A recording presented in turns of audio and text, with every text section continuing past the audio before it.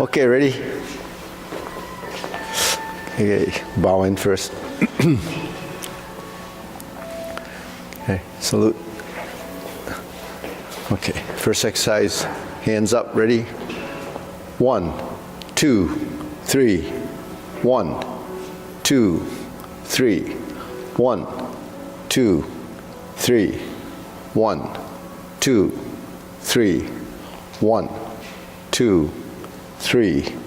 1, 2, and stop. To the side. 1, 2, 3. 1, 2, 3.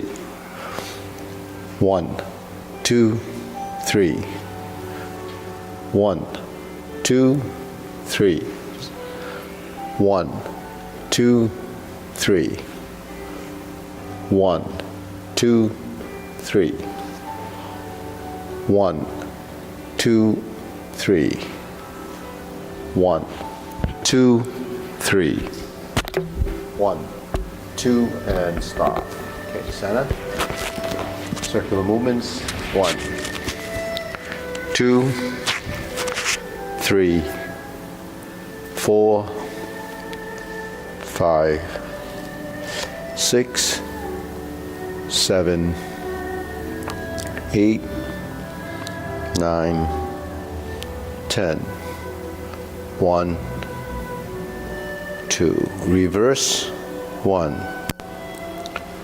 2, 3, 4, 5, 6, 7, 8, 9, 10. 1, 2. Center cross. Knees.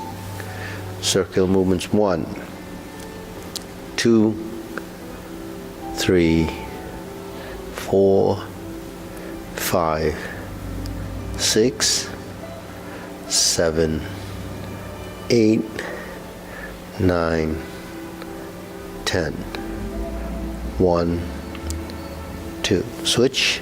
Other direction. 2, 3, 4, 5, 6, 7, 8, 9, 10. 1, 2. Center. Okay, hands at waist, neck turning. 1, 2, 3, 4, 5, 6, 7, 8, 9, 10. 1, 2. Back and forth. 1, 2, 3, 4, 5, 6, 7, 8, 9, 10. 1, 2. Center tilt. 1, 2, 3, 4, 5, 6, 7, 8, 9, 10. 1, 2. Circular movements down. 1, 2, 3. Reverse. 1, 2, and stop. Center. Hands up. Inhale. Exhale. Inhale. Exhale. Inhale. Exhale. Okay, spread your feet. Turning. 1, 2, 3, 4, 5, 6, 7, 8, 9, 10. 1, 2, 3, 4, 5, 6, 7, 8, 9, 10. 1, 2, 3, and stop. Okay, we'll stretch it out.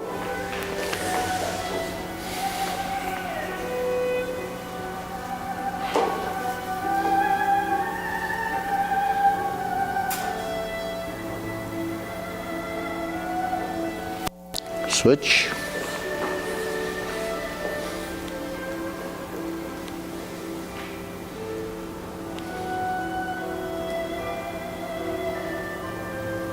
Switch.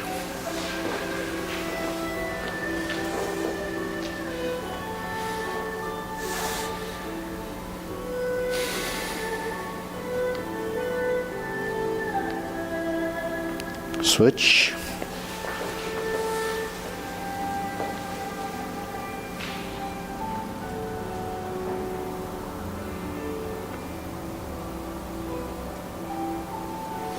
Switch. Straighten the front knee.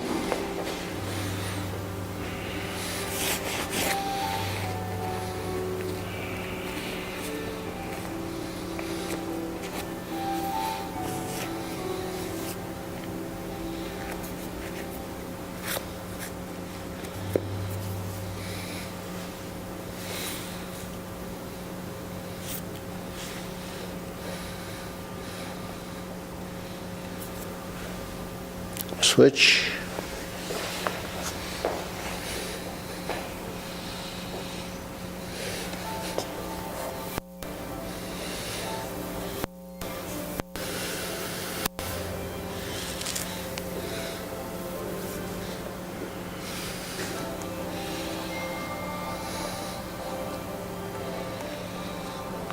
Switch.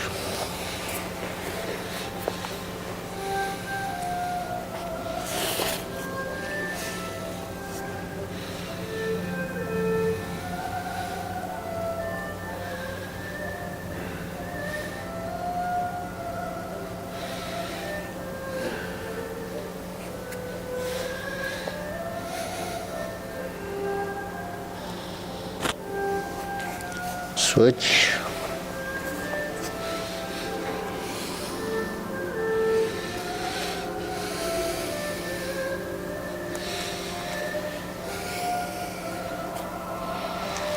Okay, center.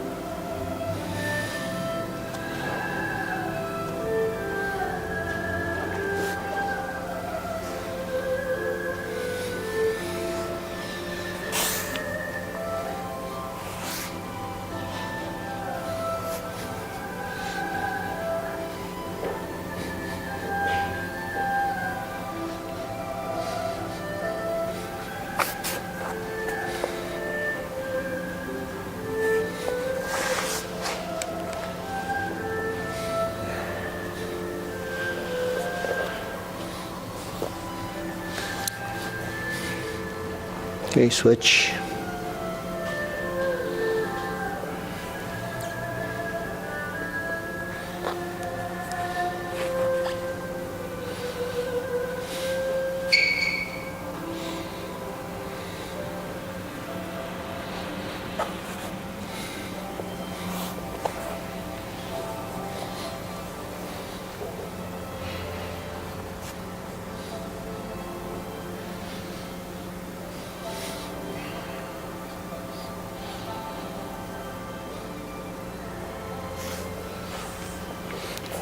Switch.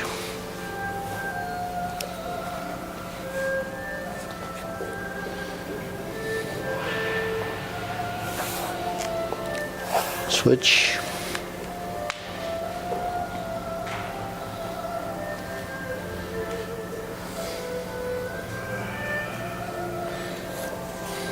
Okay, pull it in. Spread the knees.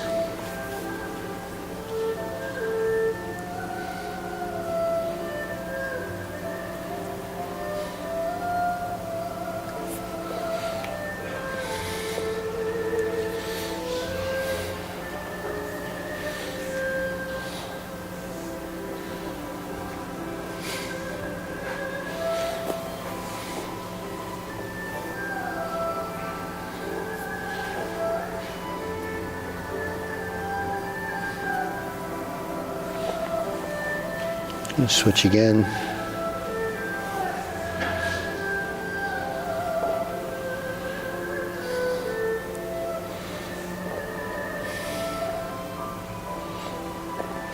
Okay, switch one more time.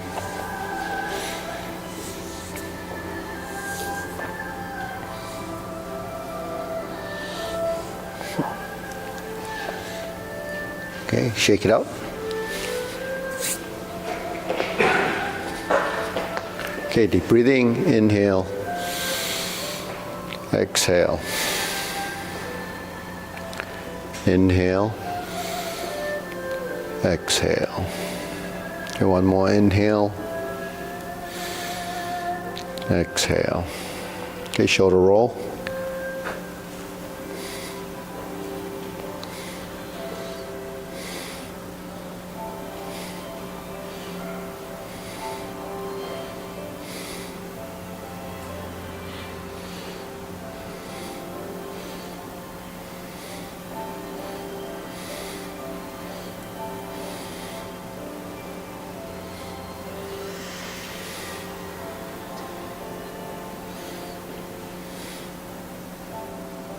And reverse.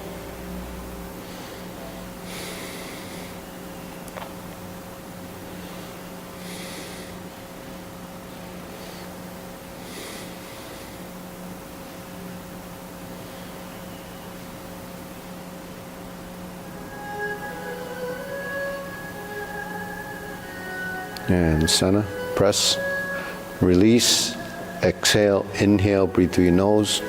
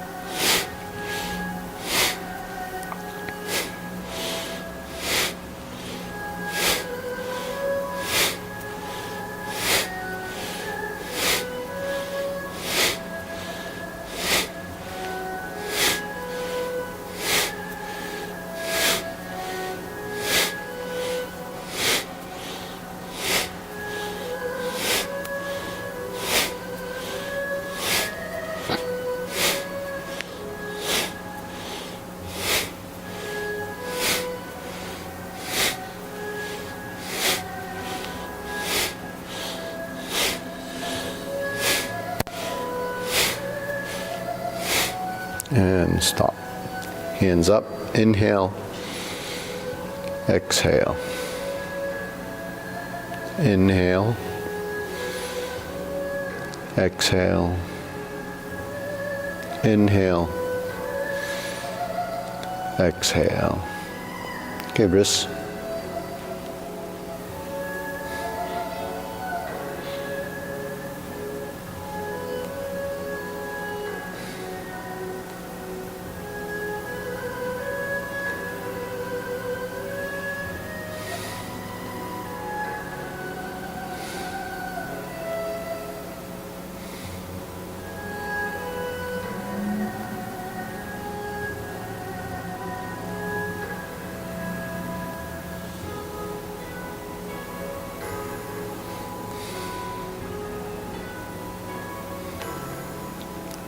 Reverse.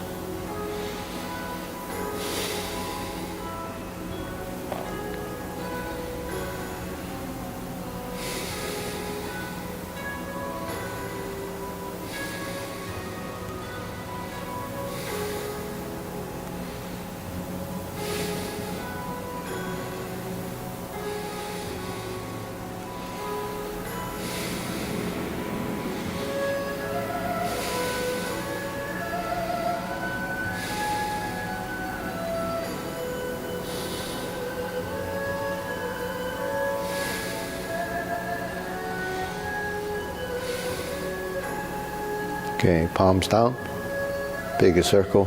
1, 2, 3. 1, 2, 3. 1, 2, 3. 1, 2, 3. 1, 2, 3.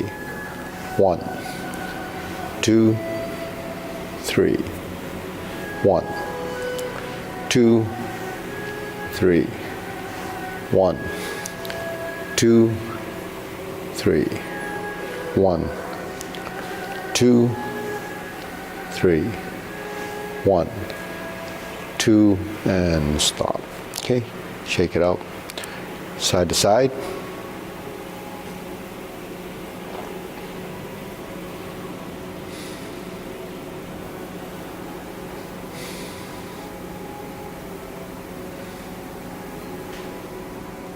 Okay, center.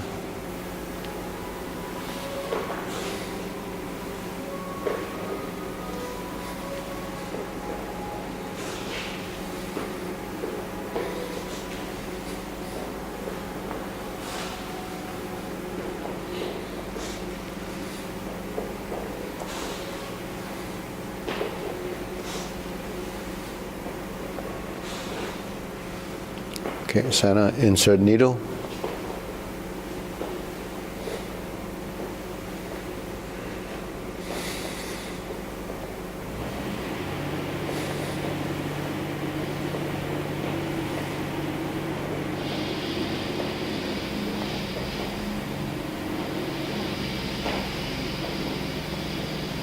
Switch.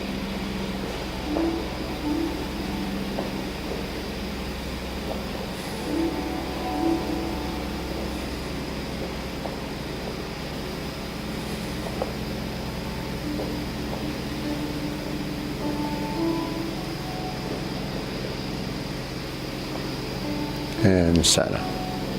Okay. Leg swing.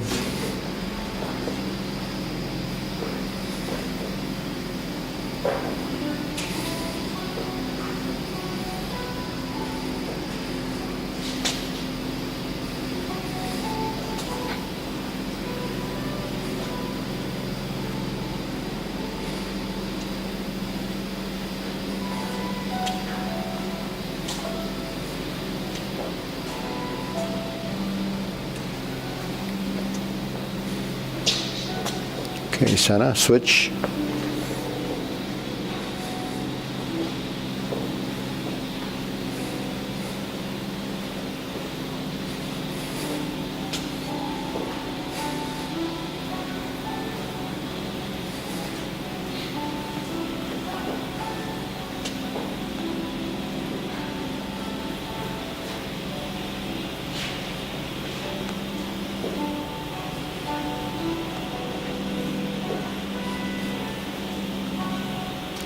Okay, side to side.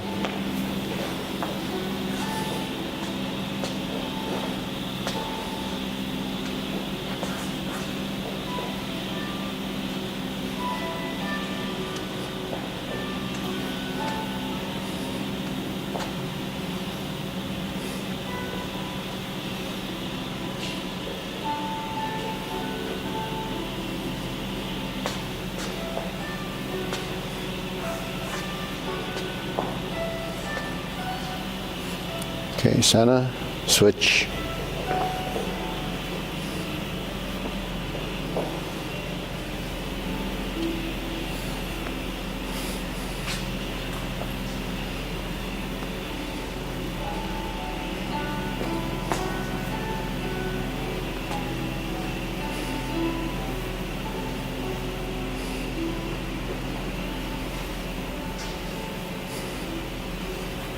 And one more, and stop. Okay, shake it out. Deep breathing. Inhale.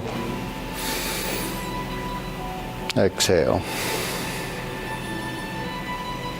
Inhale. Exhale. Inhale. Exhale. Okay, silk grilling.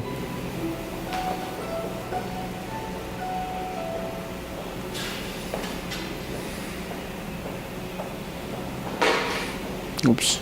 Yeah.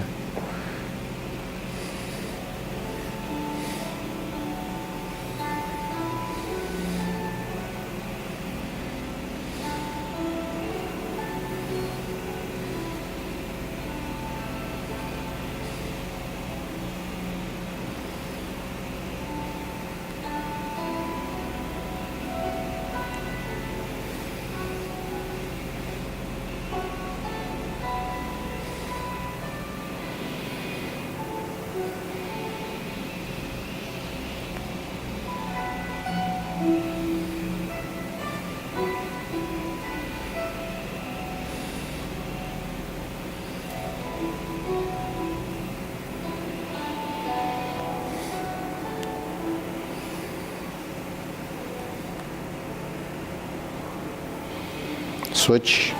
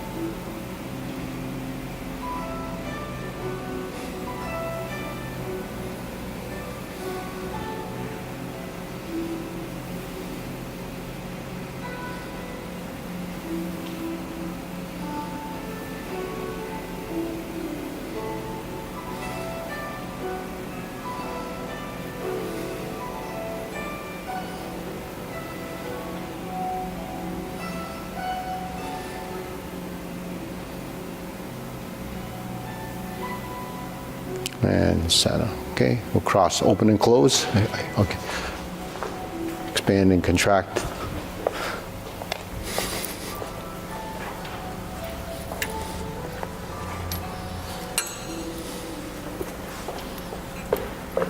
It's good. Yeah. And close.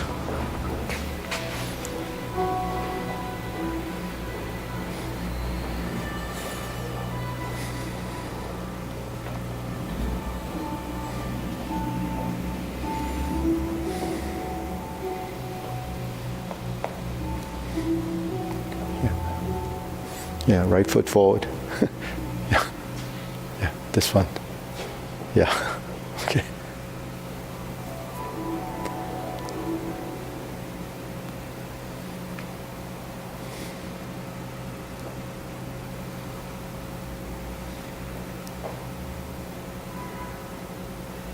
Relax the shoulders. Switch.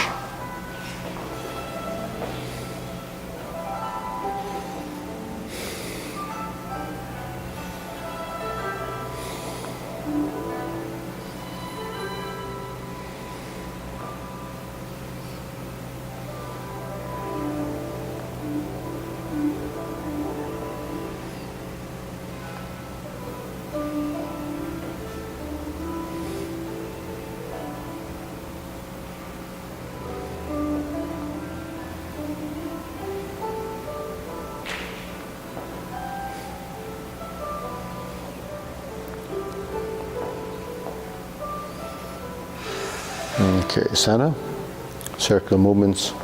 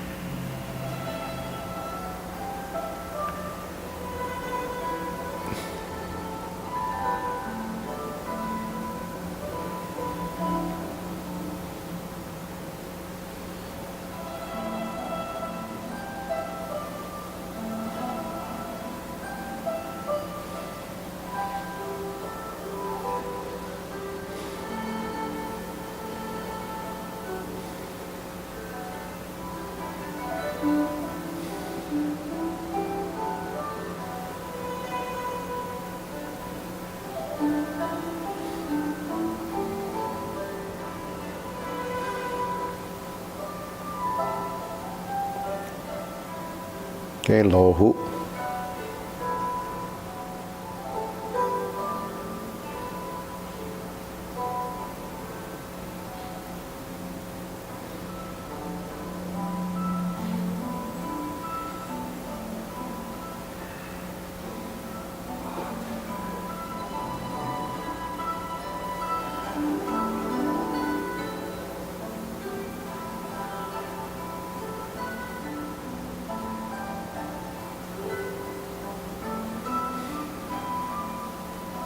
Okay, shoulder height.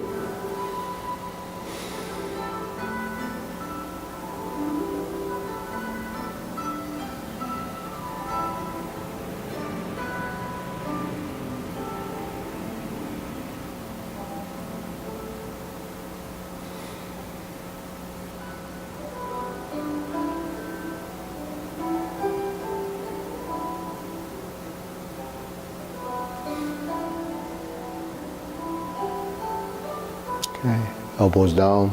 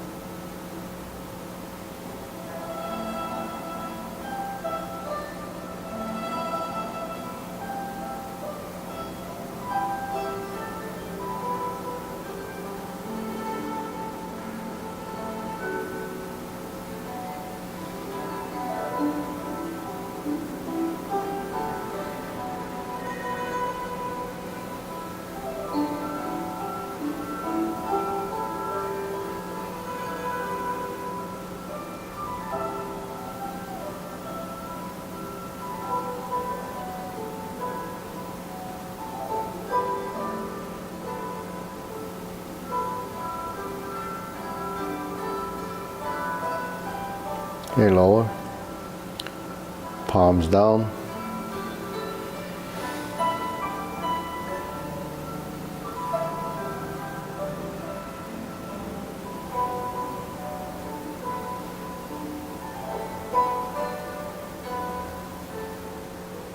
Straighten up.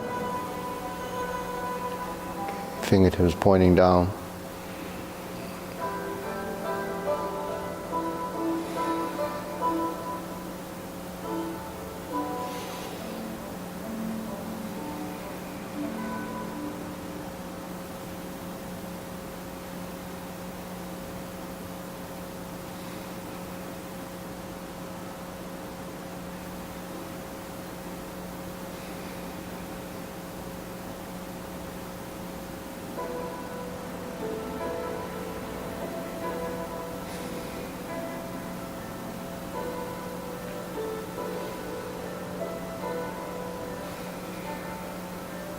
Okay, deep breathing. Inhale. Exhale. Inhale. Exhale. Inhale. Exhale. Okay, diagonal flying. Step out.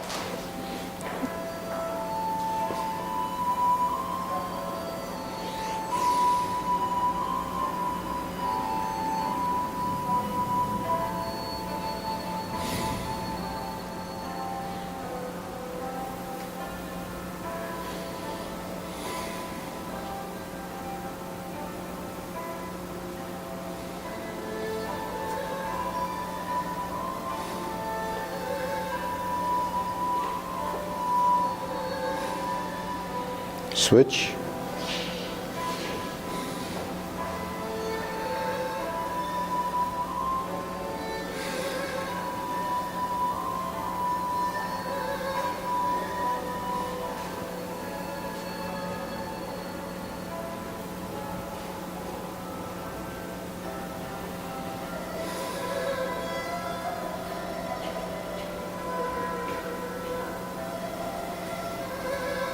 Okay, center, cloud hands.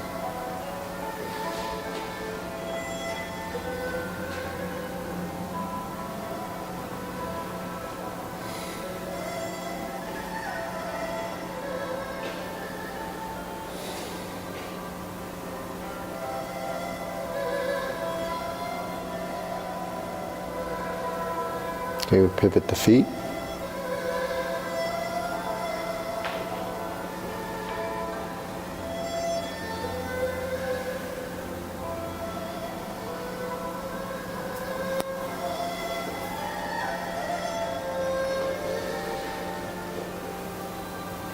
Okay, going back.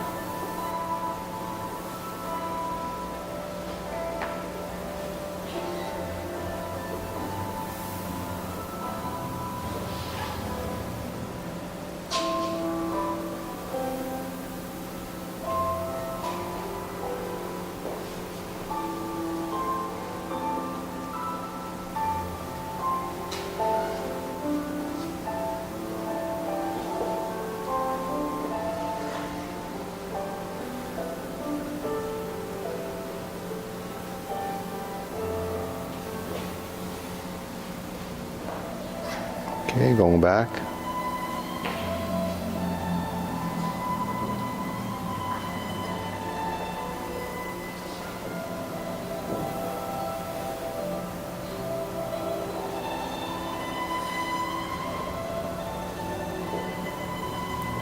And center. Okay. Low hook, carry tiger to the mountain.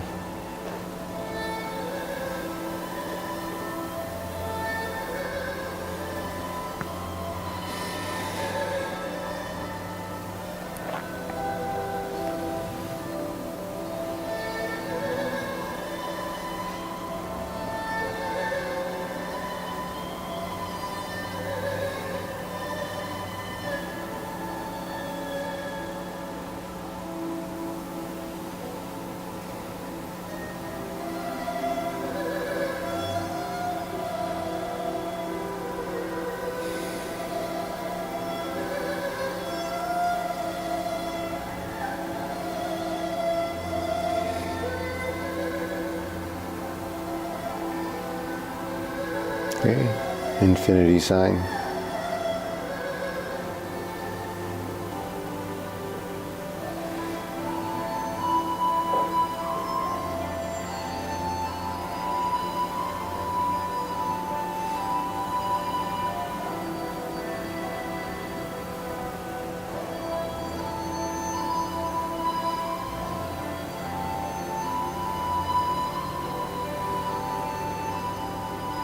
Okay, form the fist.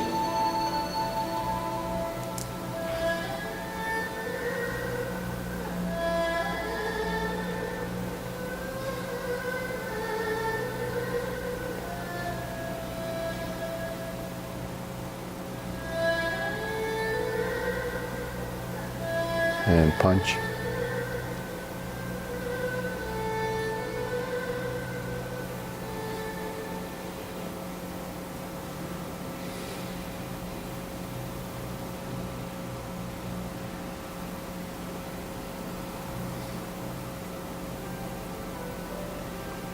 Okay, palms together. Strum the lute, twist your body.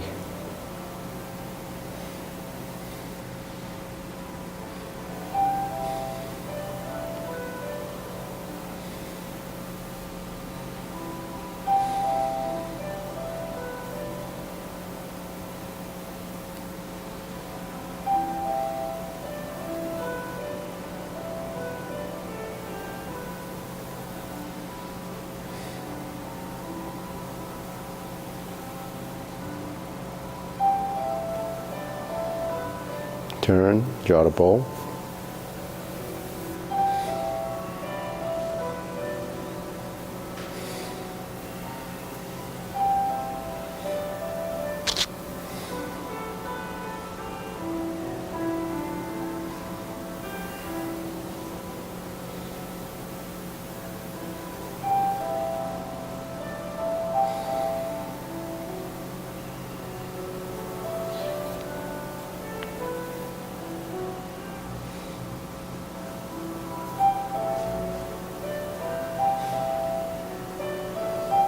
And fan to the back.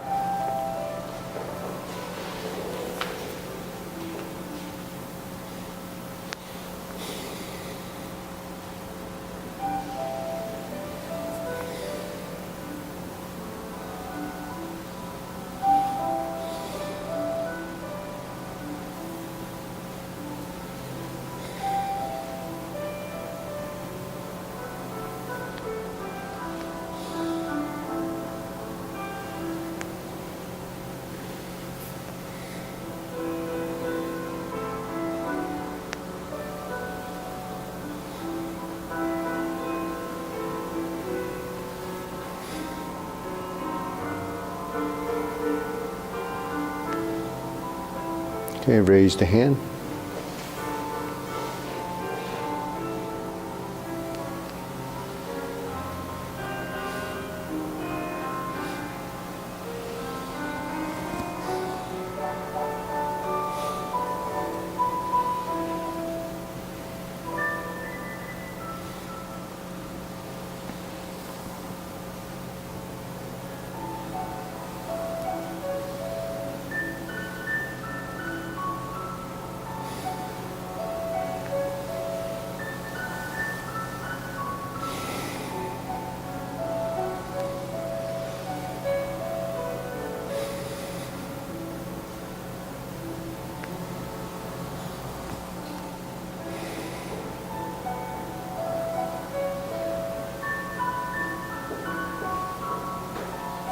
Okay, palms down, deep breathing.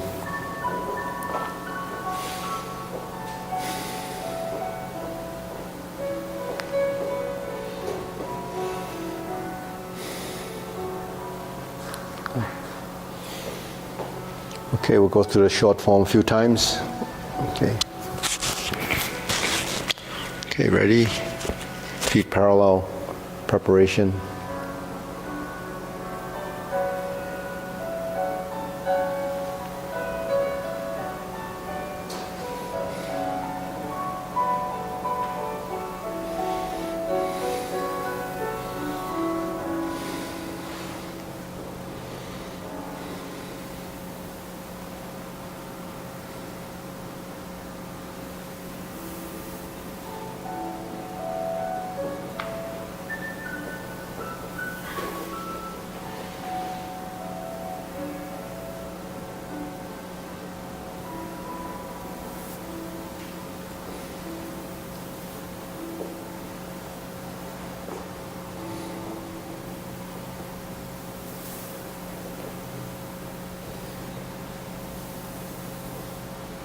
Stalk flaps wings, brush knee 4 times.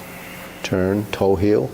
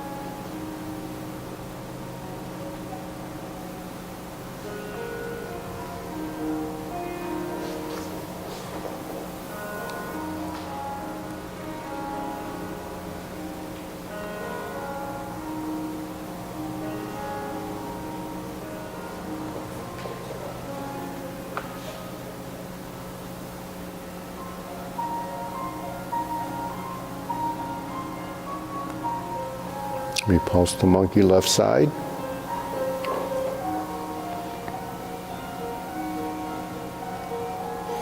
Diagonal flying. Insert the needle.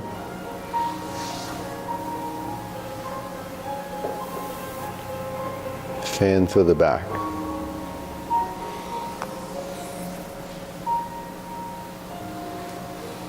Stroke down. Parry and punch. Step up, form the fist, and punch. Divert, block, and punch. Cross the arms, leopard and tiger springs to mountain. Carry tiger to the mountain. Cross the arms, raise the left hand, bend from the waist, stalk flaps wings, toe heel pivot, grasp the sparrow's tail.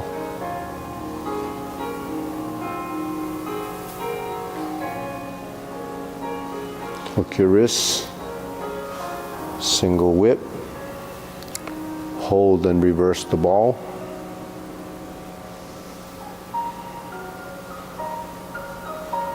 Diagonal flying to part the horse's mane.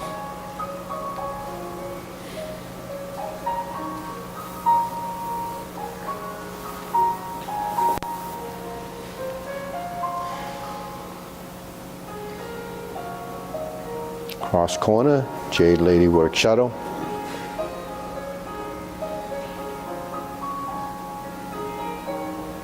Cross corner, Jade Lady work shadow.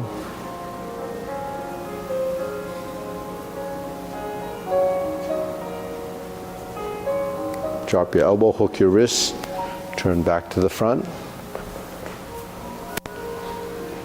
Do a set of cloud hands.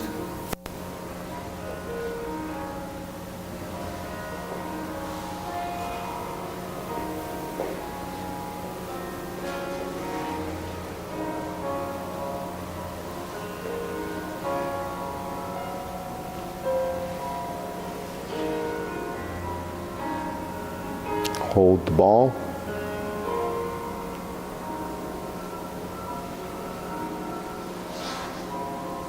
Close the form.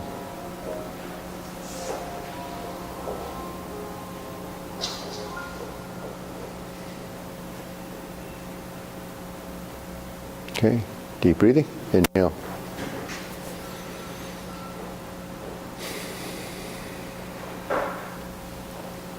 Inhale. Exhale. Inhale. Exhale. Go, try it again. Ready? Feet parallel. Preparation. Drop the elbows, sink down, step up.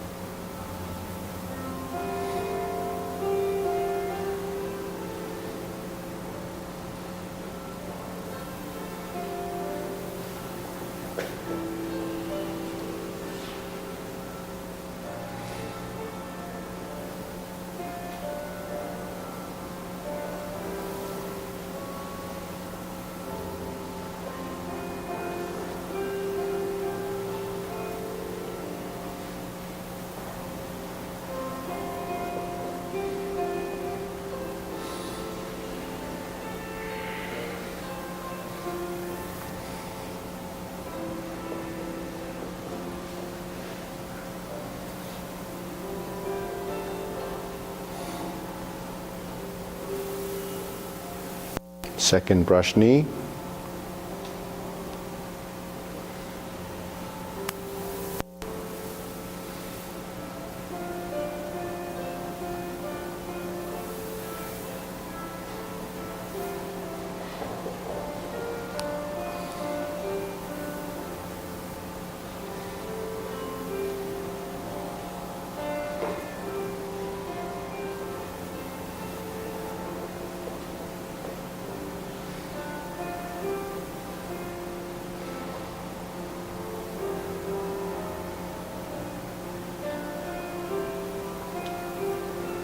Step up, close the door. Step up, form the fist.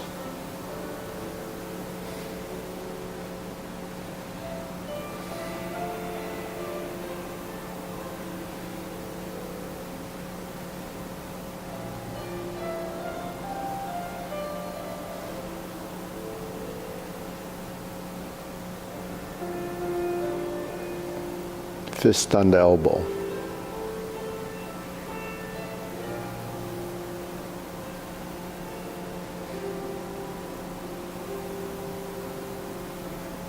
Repulse the monkey.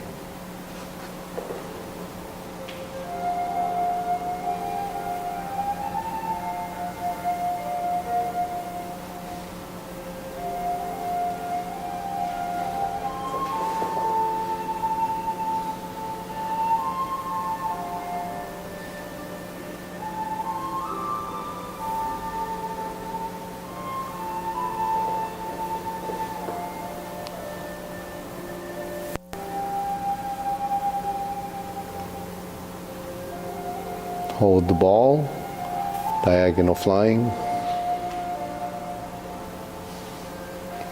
Sit back, insert the needle. Fan through the back.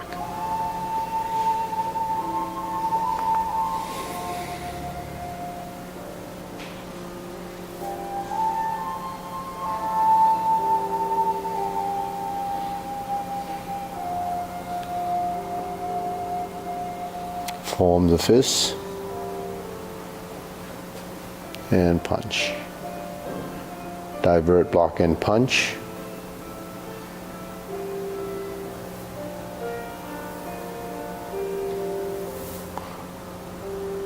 Leopard and tiger springs to mountain.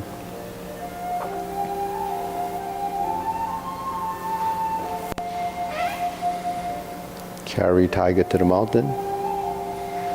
Cross the arms. Raise the left hand. Bend from the waist. Stork flaps wings. Toe heel pivot. Grasp the sparrow's tail.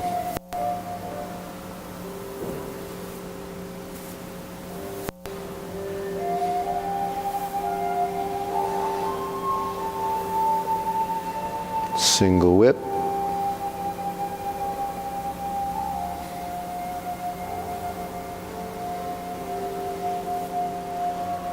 Neutral position, stroke down.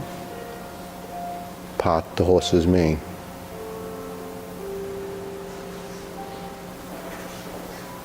Stroke down, part the horse's mane. Cross corner. Jade Lady work shuttle.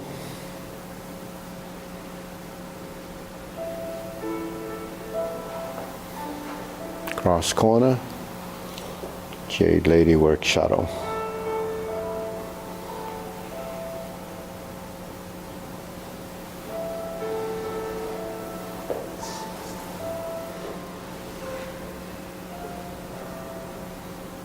Cloud hands.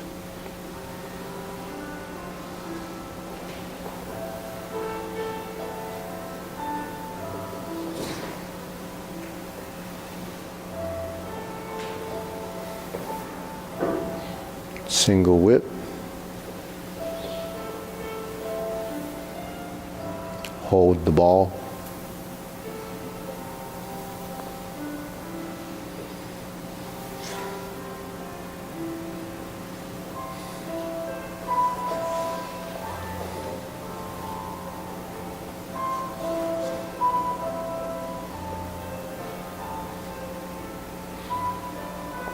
Okay, deep breathing. Inhale. Exhale.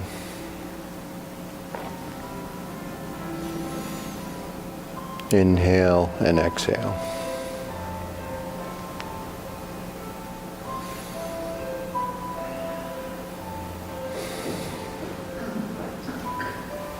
So, any questions? No. So what, you know how Tai Chi uses as a symbol the yin-yang configuration? Does everyone understand what that represents? The yin-yang configuration. It's the idea of balance. And yin and yang is a balance in nature. So when you think of balance and movement, you know, what aspects of the movement or the form is balance? You know, because a lot of times you're prescribed by doctors or physical therapists to do Tai Chi for balance, right? So the only thing they recognize that it should improve balance. But balance is actually represented in everything in the form. So there's always opposing, right?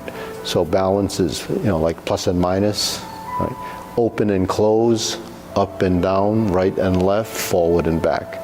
So you notice when you go through the form, there's always one way and then the other way, and then, so that represents the balance in motion. Then what else does it represent? So balance is everything. You know, balance in your musculature, right? Balance in movement and stillness. So what is stillness and what is movement? Anybody have a clue? Nan? What is stillness? What is, yeah. The two. Stillness be at the very last bit of emotion before you transition to motion? Yeah, in a sense, that's true. That's not it. It is partially a lack of movement. Anyone? No? John? Stillness, like the ability to move, like when you can be still, you can move well. Uh-huh. A quiet interior? Quiet, without noise when you move. Without noise in your move. So we don't have to overthink it now. Stillness is a position. So we have postures. So when you hold the position like this, that's stillness. To get there is the movement, right? But in a posture, you could have balance and motion and stillness, within the same posture. Say single whip. When we go like this, that becomes stillness.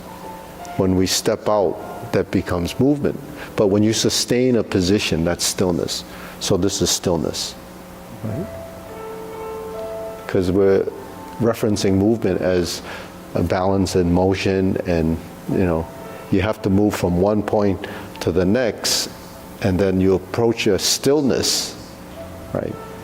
But then that yin-yang configuration, there's black and white, and then you have a white and black on the opposing side. That represents when you do your movements, you reach an end, but you don't really reach the end, because in the dark side, there's always the light side, and the light side is always the dark. So it's never 100%, because on the stillness of the motion, your consciousness is still moving. So then it becomes the mind-body movement relationship. So when we do the form, those are the things we try to capture. Now, there's also the concept of solid and empty, right? When something is solid, it's full. When something is empty, then like a vessel could be, filling and then emptying. That becomes a balance in that object. But the thing is, when we're doing movement, we have to empty and fill the legs, right? So we shift the weight, we fill, and then this becomes empty. Now here we're sustaining. This leg is sustaining as a stillness to get to the next position, and then you move. So that idea is a constant. It's throughout everything that you do. So that balance and motion is really all of those things. Solid and empty is when this hand moves and this hand gets to here. This hand moves, then this is still. When this hand merges, then it becomes a stillness. So then what causes the stillness or the movement is now I'm moving to here, and then it's the legs. I turn my body, there's a stillness here, like in brush knee, that's stillness. This is movement. This is solid. This is empty. So those relationships are happening simultaneously throughout. So that's why when you do the form, people look different, because everyone's stillness and relationship in the body isn't, picked up the same with every individuals. So the longer you do it, the more, advanced you become in that type of idea, then your movements start to change. But it doesn't change till movements enter your subconscious. And then it becomes conscious, and then subconscious, conscious, subconscious. It's that cycle. So when something is subconscious, then it happens automatically. Something that's conscious is you're getting it to happen. That flip-flop between subconscious and consciousness and movement becomes something that happens in your body, because the body becomes knowing. When it starts to know, then it becomes more intelligent. So it sounds, complicated, but that's how we learn things and how we do it. But the amazing thing is that relationship in the body is what evolves constantly. So it's different from just doing physical exercise. When you do physical exercise, it's only kind of one-dimensional. Now we get into multi-dimensional movement, and then spatial awareness. Because you don't just stand here and do this or do this. Now you have to move. Now you can go like this with your weights and do this and turn, but that's different, because now you have resistance. Your body has to deal with gravity, has to deal with the force that you're holding. So that training actually will strengthen you, but it doesn't actually allow you to develop a sensitivity to the space that you're dealing with, because we're here, then we're here, and here, right? So that's the room. When I'm here and the hand moves here, there's the arm. When the arm moves and I turn my body, then that was a stillness and motion. If I go like this, the same thing happens.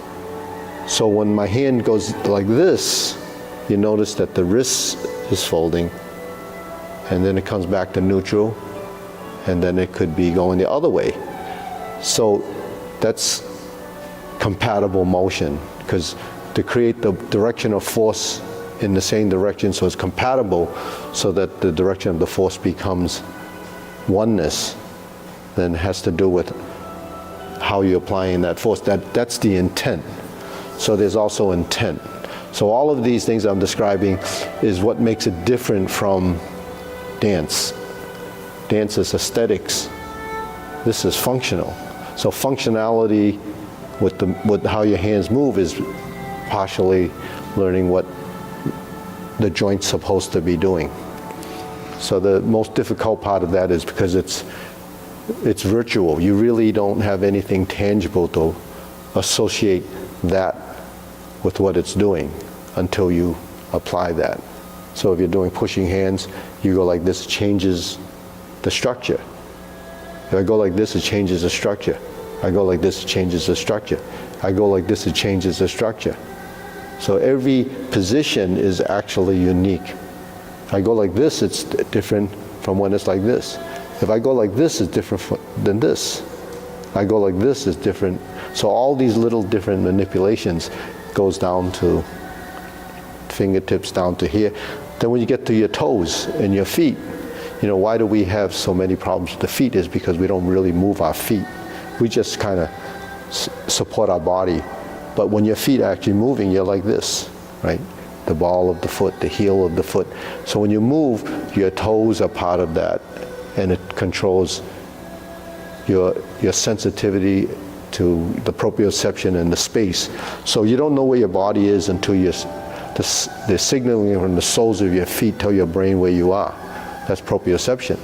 So when you use your feet and it's just one piece, then it's not enough. You have all those pieces. There's more nerves in the sole of your feet than probably the rest of your body, because it has to detect everything that you're touching. It's ground, right? So if you're in a position, you're on the heel here, but actually on this foot you're on the toe, on the ball of the foot. So even that has to be differentiated. So when I go forward and it goes like this, you say, well, where is the pressure now? It's on the ball of the foot and the heel of the back foot. So the relationship between the heel and the toe becomes, you know, another concept that takes you out of the realm of what we call double weightedness. You know, double weighted is a term, and that means your weight is 50-50. So how do you break that 50-50 relationship? It's through the soles of your feet. So that's why it's, you know, tremendous sensitivity and understanding of how your body has to find all these positions. So the balanced position when you're here, but where's the center of mass? When you're on one leg, your spine has to be into the heel of that supporting leg. So these are all concepts and principles that as you start to evolve, you know why you have to turn, why you pivot on the heel, and why it goes to here. So these are pivot points, toe and heel. So how do you practice the agility of the feet? It's like this. Your feet go up and down. Now when you do, they have these stair climbers, and your feet do that. But it's not building the sensitivity, it's building strength. You know, they have these devices, you sit there and you go like this, like pedaling, right? But there's not a relationship when it's working together. So when this goes down and this goes up, so where does that happen? It goes up and down. That's a relationship, just like we go like this. Where does it happen? It happens in the beginning of the form. Where? When we're here.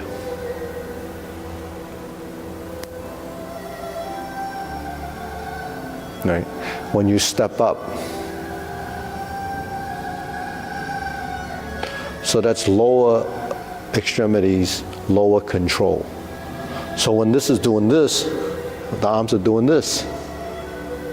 Then there's a relationship between the arm and the leg. That's the cross-lateral relationship. So that's balance in motion, balance in the body. So there's a lot of things that you have to go through. But this is just sort of information for you to house here, because it doesn't happen right away, because the body doesn't understand what you're trying to do. So you keep telling it, it just keeps resisting, because of the body's ability to, or inability to understand what you're getting it to do. So how does it develop? Repetition, doing over and over again until it's formatted in your body, and then the body starts to understand. So that's why when we do Tai Chi, it's, it takes forever, seems like, right? All right, let's go through the long form for the open house. And if you're not doing that, you can actually, I think Sunny might be able to work with, and Ming, you can, maybe Sunny will, maybe Sunny's on a call. So, yeah, so we're gonna go through it from preparation, right? So don't see the feet move. Sit back in, turn, grasp the sparrow's tail.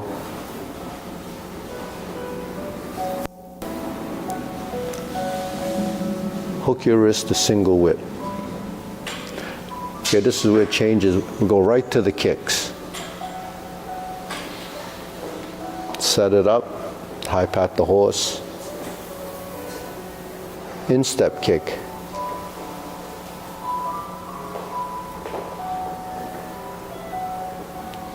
Left kick, high pat the horse. Turn, heel kick. See, Ken? Brush knee and push. And we're going to do another one on the other side.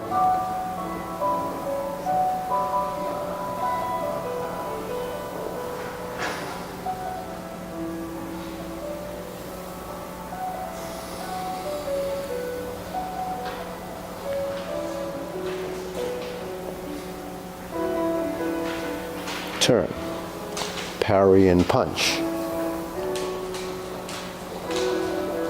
Step up, high pat the horse, flip the hands over, cross leg, beat the tiger to the right side, pass through, stroke, and turn.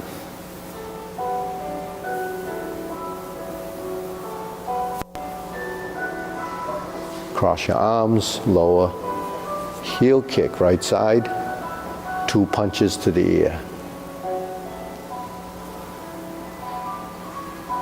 Fold the elbows, parting leg.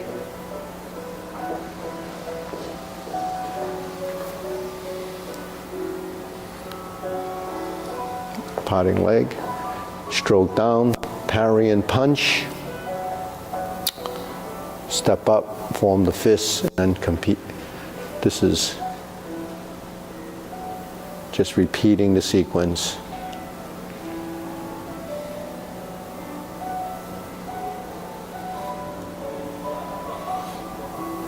Carry tiger to the mountain.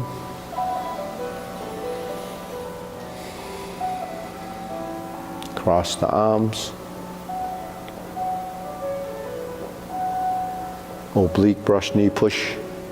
So these are obliques. Turn.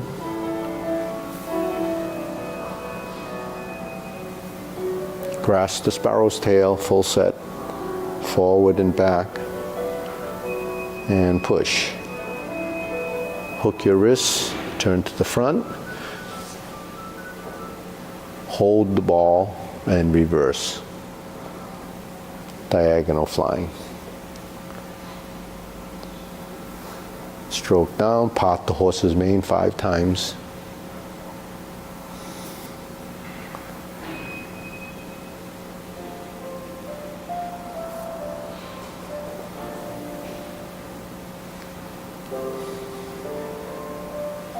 Step up, 2 more.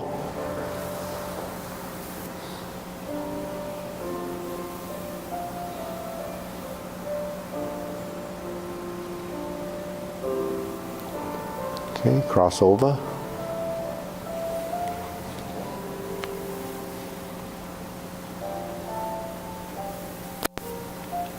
Cross over. Oh, pivot, pivot, step up. Jade Lady work shoulder, shuttle. Then there's a pot, the horse's mane here. Then we cross over.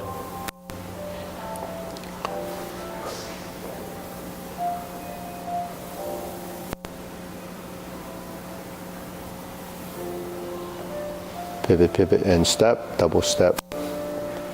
Right side, Jade Lady work shuttle.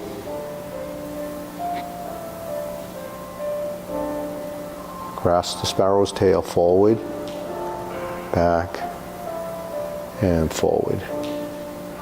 Hook your wrist and turn back to the front. Okay, we're going to do a set of cloud hands here. Hold the ball.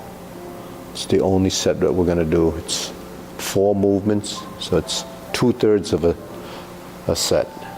So 4 hand movements. Then we're back to single whip. Then we'll do the first downward posture.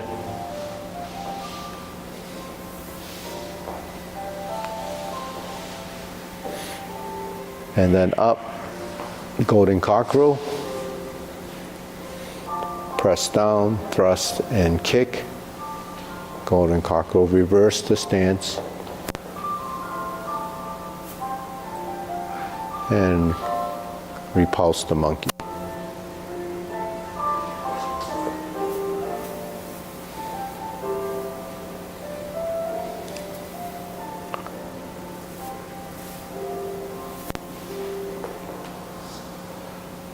Okay, next, carry tiger to the mountain. Open the stance. Step down, hold the ball. Shift. Shift and step up. Raise the hand. Bend from the waist, stork flaps wings. To brush knee 1 time. Insert the needle. Fan through the back. Turn. Parry and punch. Step forward, form the fist.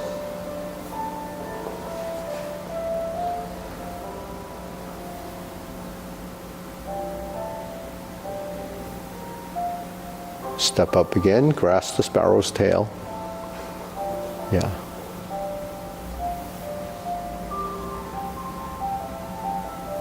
Then back to single whip. No cloud hands, we're just going to turn, set up for palm strikes, face. Single lotus kick. Left brush knee and push. Right twist step, punch down to crotch. Step up, grasp the sparrow's tail again.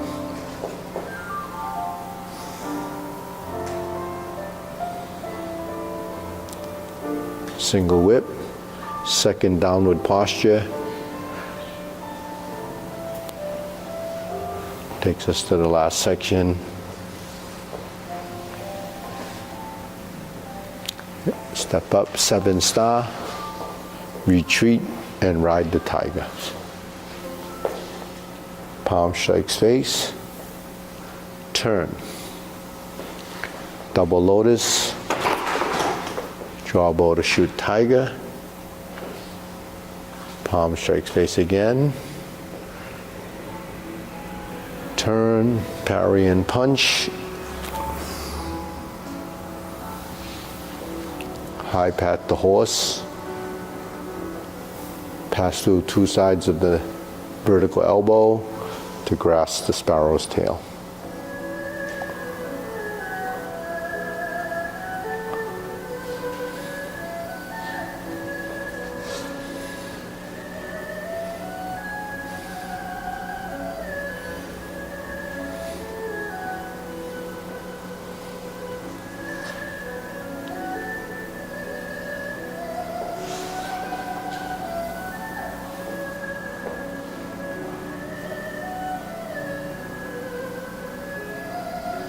And deep breathing.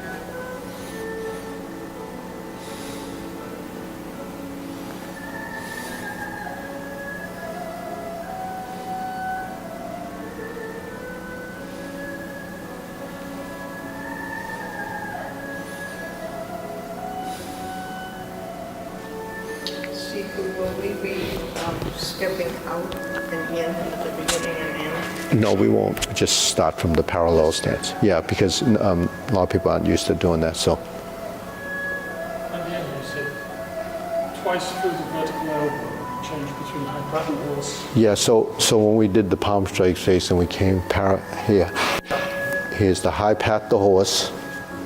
Then when you sit back to make that exchange from right and left side. So when you did the high pat the horse with the left foot forward, when you sit back, you have the left side. Then when you step up, you're on the right side. So there's a right. So if you blend them together, then the movements will connect. That's essentially what a form is. You're taking the different postures and connecting and stringing them together. Then the difficulty comes in, how do you make, it's seamless to go from one posture to the next. So that's where all that stuff I talked about earlier, the substantial and insubstantial, the forward, backward, the right, the left, the center, the transitions, the feet, the integration of that. So when you integrate the body and you're here, say, and you turn, everything starts to happen as a function of the body moving because it knows what it's supposed to be doing. So it's like multitasking. Multitasking is doing things. So we're multitasking with the body. But because it's so spatially challenging and dimensionally challenging, because you're in 3 dimensions and more than just X, Y, E axis. You're in 3 dimensions with, all your primary movers. So what were they? Your shoulders, your elbows, your wrists, your ankles, your knees, your hips, your torso. They're all going through multi-dimensional changes, right? So if you just have one change, that's easy, But we're alive, we're moving. So the multi-dimensional changes happen in multi-dimensions. So that gets even more complicated. But it's just a challenge. I call the Tai Chi Paradigm, an exercise as a prevention for age-related degeneration. You sure? Well, it does. It does. But the thing is, a lot of times people tell you to do Tai Chi when you've already degenerated. Now, I can't make claims that it's going to fix it. It's going to support it and make it improve it. But the thing, that's what the physicians and the physical therapists are supposed to do. They're supposed to fix it when it's broken, but they can't fix it. So then they tell them to come do Tai Chi, and then they think people to try it. It's not a miracle. It's not like a drug. It goes away for a little while. It's something that you have to do often, because age-related degeneration, and even they don't even know exactly what aging is if you think about it. But it's deterioration, non-use. If you don't use it, you lose it. That used to be one of our mottos, right? The motto is, age-related degeneration, cognitive degeneration, everything degenerates. But every part that you have in your body can degenerate. But the amazing thing with the human body, that it regenerates if you start to use it. So you have to do it before that happens. That's what preventive medicine is. But they don't practice preventive medicine because most people don't know, how to prevent things until it happens. Then you kind of look into it and say, oh, I haven't been doing that. Like the food that you eat, for the last 30, 40 years, all these things that were pushed on us as food were probably not good, because of the society change, fast food, People couldn't cook. They're working numerous hours. Two people have to work in order to support the family. So a lot of things were adapted based on what we should be. Nobody farms anymore, except for the farmers. So we go to the supermarket and buy what they sell. So when they came up with organic, people used to always say, "Is it really organic?" Now they have all these certifications, and well, you know how that is. So anyways, so movement is key. So when we move in the form, that's what we try to do, is get that balance in motion. But it's a control factor. You have to control your body, and I think one of the key things that happen when you learn something like this is the sequencing. Everything is sequenced. Your whole body is sequenced. Everything that happens in your body is sequencing. There isn't anything that isn't timely. It's really, really important to have this. It's just like day and night. You just can't have day all the time. It has to be a nighttime. So but when you think of, it affects everything, the tides, So, want to go through that again? Sure. You have a question? I have a question. Yeah. So on the double lotus kick, are you kicking inside or outside of the leg? I mean, Well, you're going this way, so it's the outside of your leg. Yeah. Actually, it's the same kick, just that you're hitting it with this hand. Double lotus, you hit it with both hands. Yeah. When I do this, when I'm here, this is a double lotus. On this side, when I'm here, it's a double lotus. It's a single lotus because this hand is over here. So I can only hit with this hand. Whereas a double lotus, your hand is over here and it goes this way. On this side, it's only this one. So this hand hits this one. And then it goes like that. Doesn't hit the inside of the outside, it hits his toe. Let's just be clear. I'm hitting my knee if I'm watching. Well, it's this side of the foot. You're hitting. It's above my knee. That's called the outside crescent kick. The inside crescent kick is this way. So that's, See, for the single lotus, which hand is hitting the leg? the left hand. I've been doing that? Yes, I guess I Yeah, because your arm typically is here. When I come across, I'm like that. Yeah, because you're here. See, palm strikes face, and then my hand is here. Then when I turn, I'm like this. And then it goes like this. This is up here. Yeah. It could. It's typically under there, yeah. I still struggle. I didn't do them so well. Regression is happening. The lotus kick is, What? you were born doing a lotus kick. Yeah. It took me forever though to learn the left, which is the easiest one, really. I didn't realize that this hand was down here, that's all I had to do was do this. Yeah. Now I realize.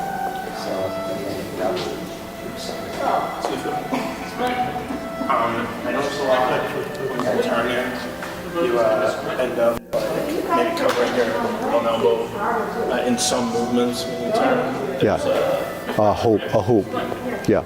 Okay, all right. Yeah. These are the geometry of positions. When you go through movements from posture to posture, you have the horizontal and the hoop. These are rings, like a circle.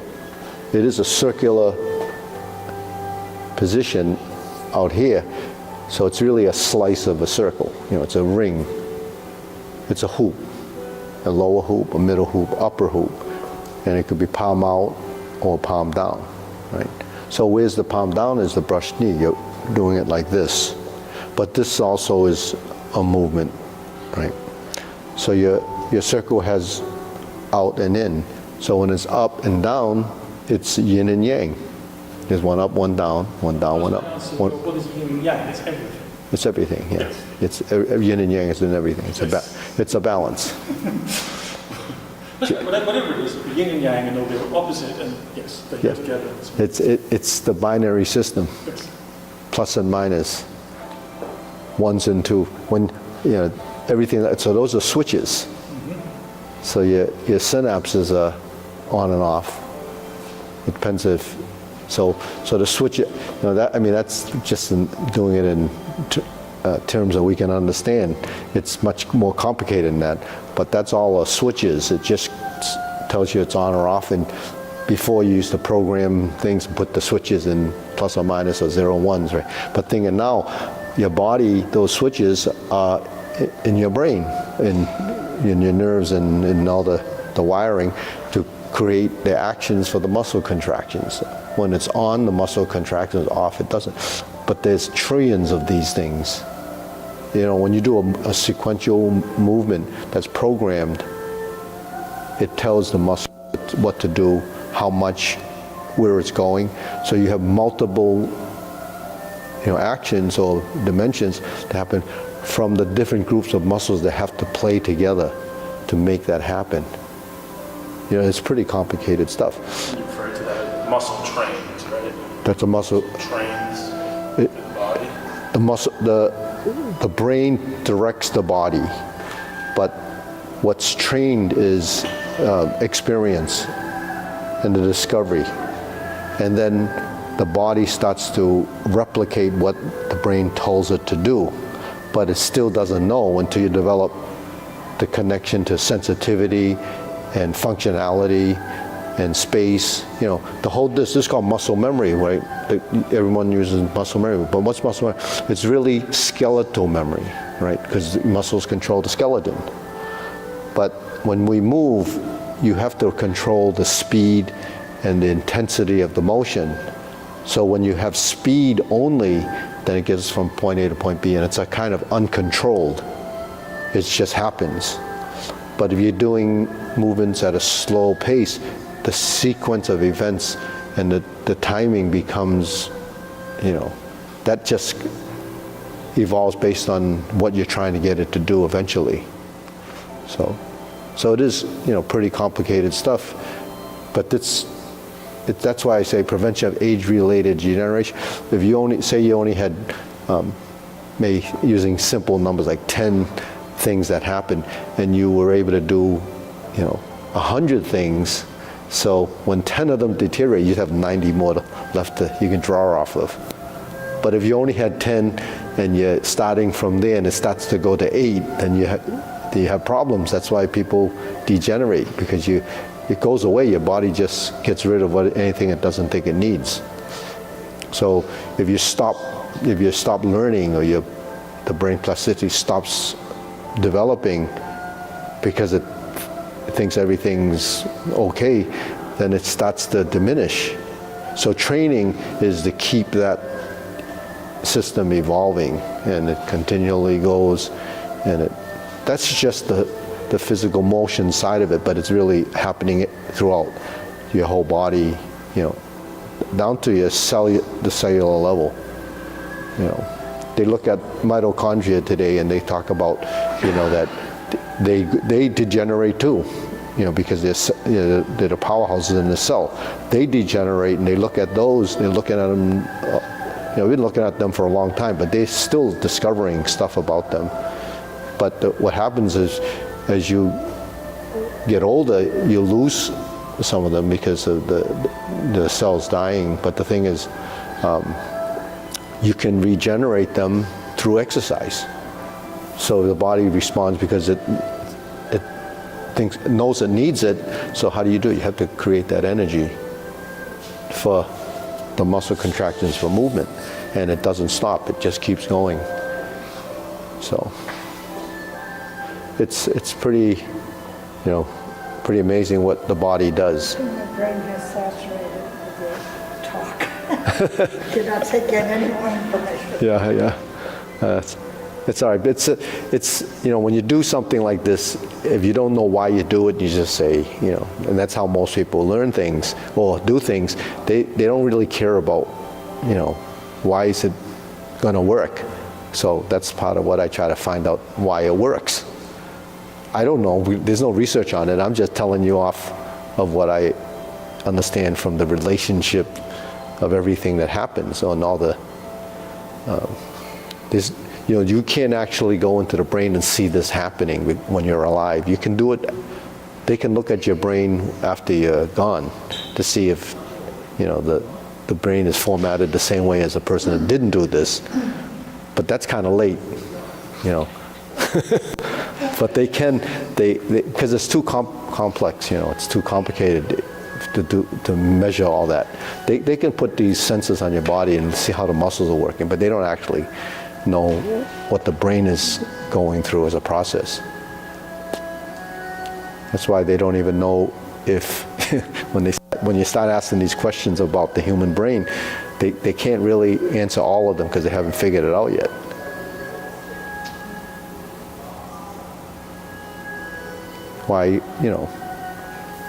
Why there's so many different people in the world and how they think and, what it goes through, from the stresses and anyways.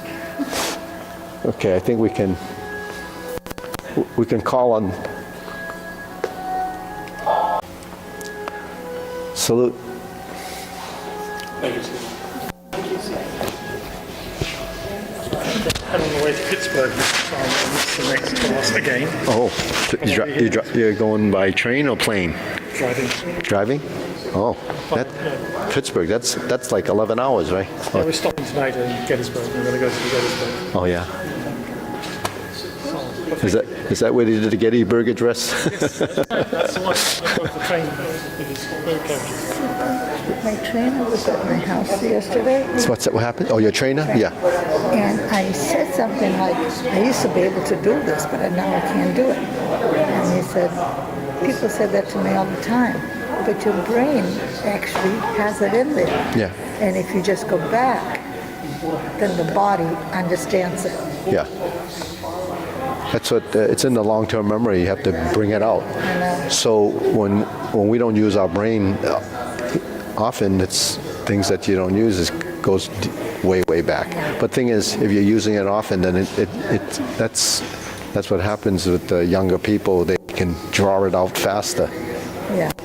So you have to take the stuff they advertise on TV.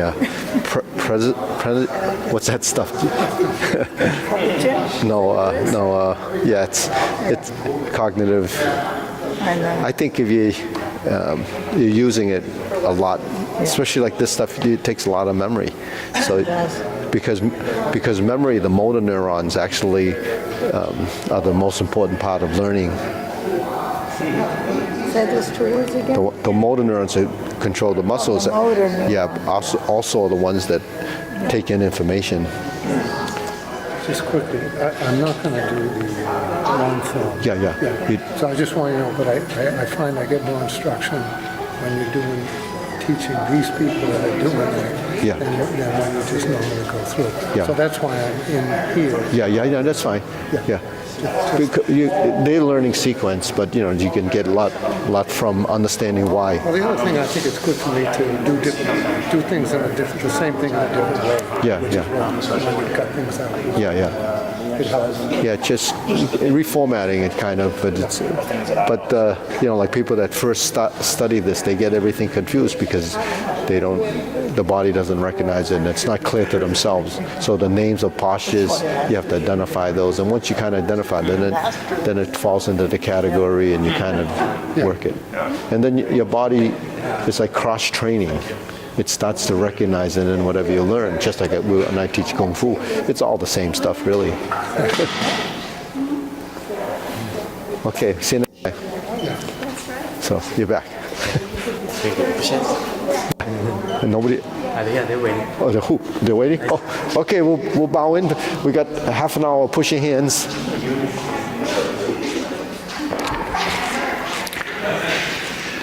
Okay, ready? We'll bow in. Up. Salute. Okay, wow, we're gonna work with Joe, and then you can work together. Don't hurt each other. Okay. So, she does just a gentle, just. Yeah, we just do the simple one arm. So so Joe, watch. These are the four basic things, right? Horizontal circle with the back of the wrist. That's the flat elbow, flat arm, or the horizontal elbow. Then we have the vertical elbow, which is really the push. Then we go, the upper rotation is like chopping.